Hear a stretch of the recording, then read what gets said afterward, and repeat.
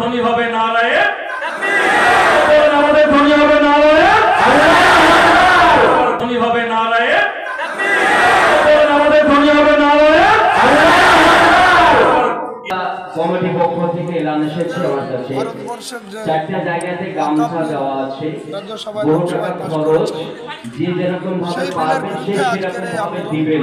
গামছা রাখা আছে, সে সেইভাবে দিবেন, এটাও আল্লাহ দরবারে কবুল করে মানুষ এলাকার ইসলাম আর যারা স্টেজে পারবেন তারা স্টেজে দিবেন।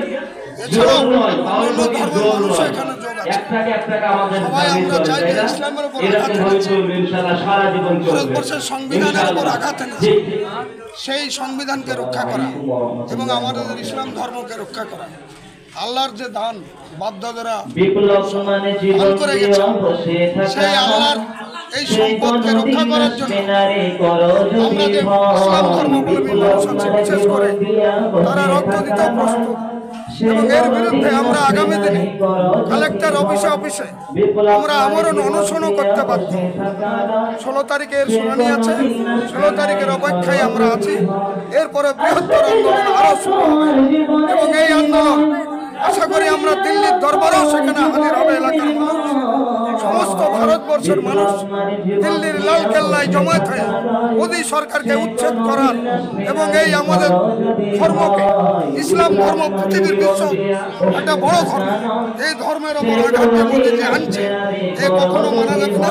এর জন্য যত রকমের লড়াই আমরা করব। আমরা সবাই একমত। আমাদের মধ্যে যে সমস্ত বিভিন্ন আমাদের মধ্যে একটা ভাগ আছে, আমরা যাদের উদ্দেশ্যে বলছি আজকে আমাদের দুর্দিন আমাদের পিছনে দেওয়ালের পিঠ থেকে গেছে। আজকে আসুন আজকে শুননি সব নয়, আমরা মুসলমান, আজকে তারই তার জন্যই আজকে ইসলামের উপর আঘাত হয়েছে। এই কারণে আমরাকে এক হতে হবে। একের এটা বার্তা, একের বার্তা আমি সবাইকে দিচ্ছি। সবাই মিলে আসুন, আমাদের কবরস্থান, মাদ্রাসা, মসজিদকে আমাদেরকে রক্ষা করতে হবে, বুকের রক্ত দিয়ে রক্ষা করতে হবে এবং আমরা সবাই মিলে এই রক্ষা করবই। প্রত্যাহার বিল যতদিন না এই ওয়াকফ বিল প্রত্যাহার না করছে ততদিন আমাদের লড়াই, আন্দোলন এবং বর্জন চলবে। আপনার নাম? আমার নাম রেজা মোহাম্মদ। আচ্ছা, আজকের কি কর্মসূচি আপনাদের? কর্মসূচি বর্তমান সময়ের কেন্দ্র সরকার এটা মুসলিম বিরোধী,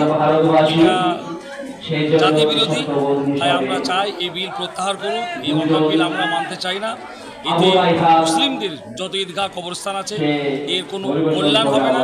সুতরাং আমরা কল্যাণ চাই, জাতি ধর্ম বর্ণ নির্বিশেষে আমরা সকলে মিলেমিশে থাকতে চাই।